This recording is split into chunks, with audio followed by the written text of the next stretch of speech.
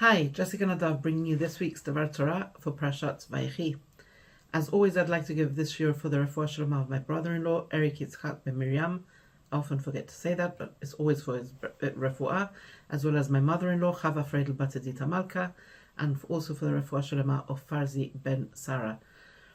So in this week's Parashat Vayechi, we're told that Yaakov lived his last 17 years in prosperity, in goodness and peace in Egypt.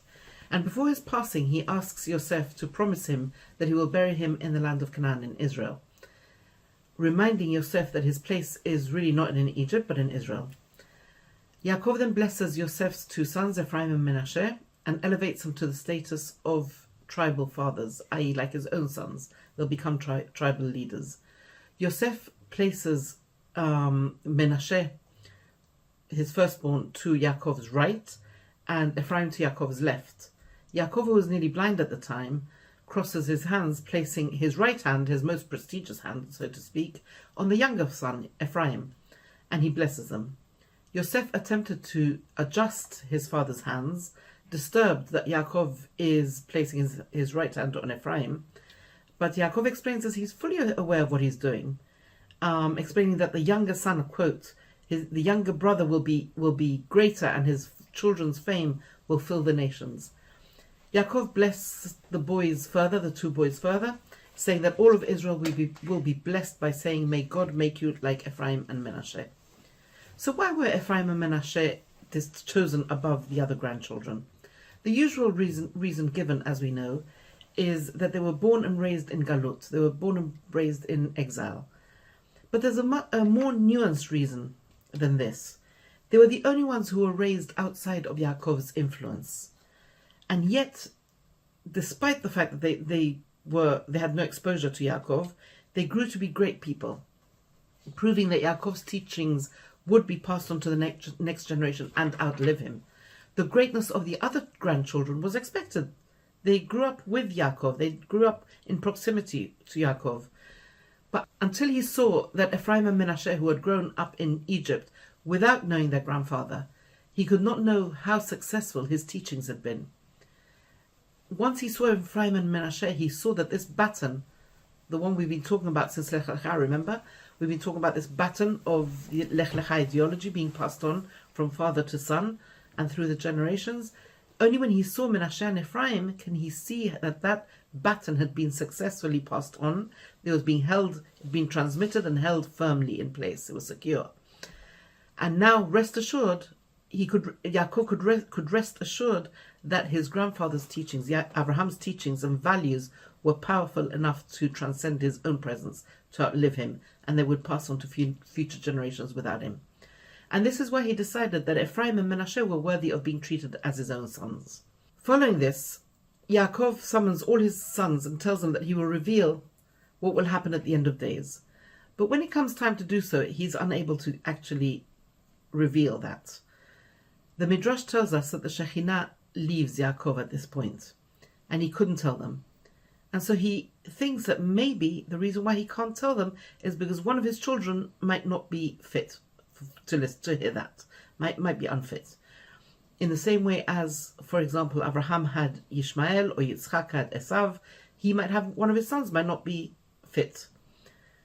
And so his sons respond to him by saying, Shema Yisrael, Hashem Elokeinu, Hashem Echad. Hear, O Israel. Hear, Yaakov. Listen. Hashem Elokeinu, Hashem Echad. In the same way as in your heart there is one, in our hearts there is also one. And at that moment, Yaakov exclaims, Baruch Shem Kevod Malchuto L'olam Va'ed. Blessed be the name of his glorious kingdom forever and ever. And instead he goes on to deliver to each son a poetic, sometimes cryptic, parting message, personal parting message, assigning to each one a message and his role as a tribe. And Yaakov passes away at the age of 147. After an extended national mourning period, Yosef receives Paro's permission to take him to Israel, and a huge funeral procession comprising all the elders of Egypt and Yaakov's family and chariots and horsemen, etc., all go to Israel and bury Yaakov. And And after returning to Egypt, Yosef's brothers are worried. Okay, because now they're really worried. They think that maybe Yosef was only waiting, and now that Yaakov had passed, Yosef had been waiting to exact his revenge. Now that Yaakov had passed, he could carry out his revenge. But Yosef reassures them that he harbors no ill feeling towards them. He tells them, don't be afraid. This is a quote, okay? Don't be afraid. Am I in place of God? Although you intended to harm me, God intended it for good. In other words, I'm not the ultimate judge who can judge what you did. You thought you were harming me, but actually God meant it for good. He used you as a salvation to put me in place for when I would be needed later in the future to help you out. And here Yosef is not only underlining the idea of forgiveness that we spoke about last week, but the idea of divine providence. Yosef sees in hindsight, in retrospect, how his whole life has been guided by Hashem to get him to the place that he had to be. And so we read on that Yosef lived until the age of 110. He saw his grandchildren, his great-grandchildren. Before passing away, he told his brothers that Hashem would remember them and that he would take them out of Egypt and return them to the promised land. And when the time came, Yosef said, would they please take his remains with him and bury him in Israel. And this concludes the book of Bereshit, which is so rich about human relationships and human frailty. It teaches us a lot about us as humans. And each parasha is so rich in topics that it was very difficult to narrow down a topic for each Devar Torah. So it's very, very full of human interest. But in this week's parasha, there's a prominent theme throughout, which is the relationship between Yaakov and his sons. But interestingly, we see that Yaakov is the first of the Avot, the first of the forefathers, who we see as a grandparent. And later in the parasha, we see that Yosef not only sees his grandchildren, but his own great-grandchildren, as I mentioned before. More than that, we're given a window into a very cute, homey vision of Yosef's relationship with his grandchildren. We're told that they were raised on his knee, which is quite something.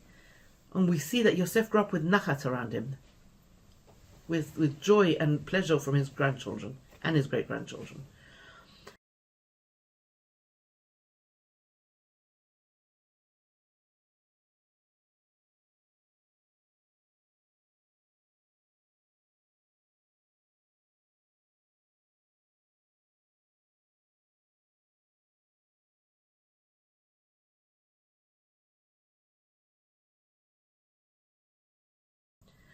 Maybe Yaakov is the first of the Avot, of the forefathers, who relates to his grandchildren because he is the first of the Avot who actually experienced being a grandchild, who learnt with and from his grandfather Abraham.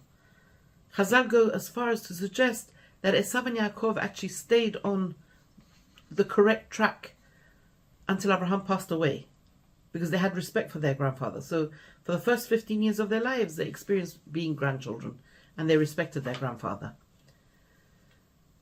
Grandparents have the potential to wield massive influence over their grandchildren. Grandparents can, to some extent, choose the role they want to have with their grandchildren and in their grandchildren's lives. On the flip side, from the perspective of a parent, of course, we see that raising children, a parent doesn't necessarily like what their own parents, what the grandparents are doing with their own children. And here we have a similar situation. Yosef has a little bit of a panic when he sees that his father unintentionally is passing on to his children something that is really quite complicated in Yaakov's own life, namely the mixing of the blessings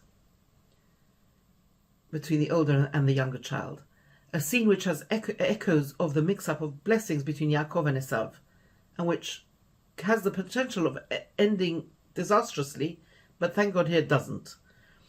And 3 times before we see that his father, that Yaakov, had set the younger before the older. And each time it had resulted in tragedy. So Yaakov, the younger son, had sought to take his older brother's blessing, Esav's blessing. He favored the younger sister, Rachel, over Leah. And he favored the youngest of his children, Yosef and Binyamin, over Reuven, Shimon and Levi, for example. There were serious consequences to all of these, as we've seen. So we must ask ourselves, did Yaakov not realize that he was risking extending these family feuds to the next generation? And this being the case, it's not difficult to see how Yosef would be worried about this, would take care to ensure that Yaakov would bless the older son first. He didn't want the issue to turn into another generation of it. The Ramban says something very beautiful. He says when Yosef hears that his father is ill, he brings his children to be blessed. Ramban explains that if Yaakov really wanted to give a real blessing to Yosef, it was to embrace and bless his children, Yosef's children. As parents, we all want our own parents to have a relationship and an interest in our children.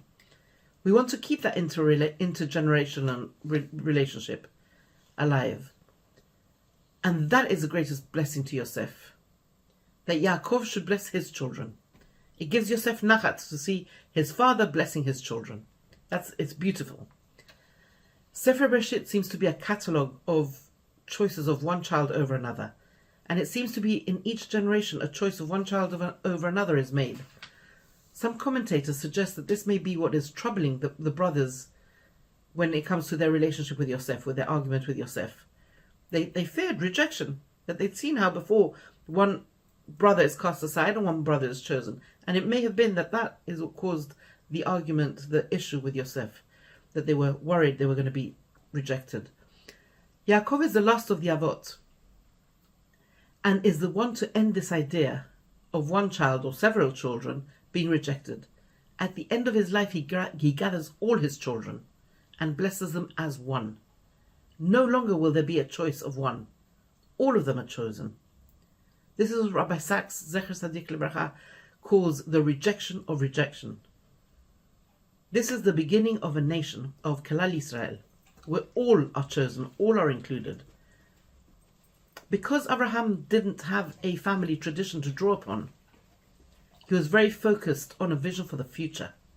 Yaakov, however, because he has a tradition of grandparents to look back on, he's very much trying to focus on how to map up what the past events, the events of his father's life and his grandfather's life, mean for the future of the nation. And this requires planning. He addresses each child. He's fraught with awareness of what he's created. Abraham started a process, whereas Yaakov is coming in at a much richer place. And he has provided many more branches to that tree. He sees himself as having to take much more responsibility than the Avot who came before him, in some respects. And we've spoken about the responsibility of Yaakov as compared to his father and grandfather in previous Divrei Torah. So now let's go back to the blessing that Yaakov gives Ephraim and Menashe. He says, Hamalach hagoel oti mikol ra. Yaakov is looking back at his life. He interacted with angels quite a bit. The dream with the angels, the fighting with the angel, meeting angels. And he says, the angel that protects me from every evil. And this is a fascinating thing, because only in last week's parasha we saw how when Yaakov met Paro, and Paro asked him, Yaakov informs him that he's 130 years old, saying, I've had a short and bitter life. Which is quite a massive thing to say. Basically, he's saying his life has been awful. He's had an awful life, from Esav to Lavan, back to Esav, to Dinah, to Shechem, to Yosef. It's been quite a fraught life. It's been a nightmare. And now he's been living with his family in some sense of unity. In Egypt, in the lap of luxury for the last 17 years. And now he turns to the grandchildren and he says, Hamalach hagoel oti mikol ra. May the angel who redeems me from all evil. He does not say my life was short and bad, like he did with Paro only 17 years before. He says, you know what? I had an angel who got me through everything. Got me through all those bad moments. His perspective has shifted. He now sees in retrospect the divine providence, the divine guidance. Could it be that the way Yosef looks at his life, seeing the divine providence, seeing that his brothers thought they were harming him, but actually God had a different plan and God was using that to get him where he was supposed to be? Do you think that the way Yosef had thought about his life maybe affected Yaakov too? Is it that Yaakov sees that if his son, who went through so much himself, was able to reframe his life, then he could too? And could it be that he now sees that all those interactions with those angels, which were sometimes very difficult, were in fact guiding him and ultimately for his benefit? In retrospect, the most peaceful years of Yaakov's life were happening in Egypt, in exile, not in Canaan, not in Israel. It was therefore very important for him to stress to his children that he should be buried back in Israel, that he shouldn't be buried in Egypt. And the way he frames this demand to Yosef is in the negative. He doesn't say to Yosef, bury me in Canaan. He says, don't bury me in Egypt. Rav Hirsch says, Yaakov had lived 17 years in Egypt with his family. In last week's parasha, the parasha ends with how wonderfully it's all going for him. And it says, and Israel dwelt in the land of Egypt, in the land of Goshen, and they acquired property in it, and they were prolific and multiplied greatly. It's all going swimmingly for Yaakov. But Yaakov must have realized that his descendants were beginning to consider their stay in Egypt not as an exile anymore. And this gave Yaakov sufficient reason to press them to bury him in their true homeland, in Israel. A strong motive for him to say, you hope and wish to live in Egypt? I don't even want to be buried in Egypt. Quite a powerful statement, right? He wants to make sure that his family get it, that they make it back home to Israel. Curiously, Yaakov doesn't make the same request from the brothers. To the brothers, he says, bury me with my fathers. He doesn't give the same negative message like that he gives Yosef. And it's interesting that out of all the brothers, the only one who makes the same request, I don't want to be buried here, is Yosef. He's the one who gets the message. And then the last lines of the parasha, he makes the brothers take an oath to take his bones out of there. Now, did Yosef get the message because of the way his father worded it to him? Or is it because he went to Egypt against his will, whereas his brothers chose to go there? Because Yosef has tried so hard to maintain his identity as an Israelite, even whilst he was completely immersed in Egyptian culture. He was completely immersed in the Egyptian system, and yet he kept his identity throughout. The other brothers never pretended to integrate. The other brothers always lived separately. They never integrated into Egyptian society. They lived in their own space. So it may reflect a real respect that Yaakov had for Yosef, for how Yosef evolved in that society, and understanding how you can settle into a place and yet manage not to get completely sucked in by the culture. Yaakov leaves a great legacy. His life story as related in the Torah is the most extensive of all the Avots. And the one significant message his story leaves us with in this week's parasha is that we cannot remain in Galut, we cannot remain in exile. That ultimately we will not be home until we come to Eretz Israel, until we come back home to Israel. And this raises really important questions about where we belong. Beyond that, it raises a whole lot of interesting questions about what legacies we get from our parents. Are they deliberate? Are they subliminal? Do we do things because they said it that way or they acted it that way? We get a lot of interesting information about positive messaging as opposed to negative messaging. I'm going to do this because it's the opposite of what my parents did, or I'm going to do this because it's what my parents did and it's my parents' tradition. What legacies do we bear? And with these huge human questions, we end the Sefer Bereshit. Shabbat Shalom.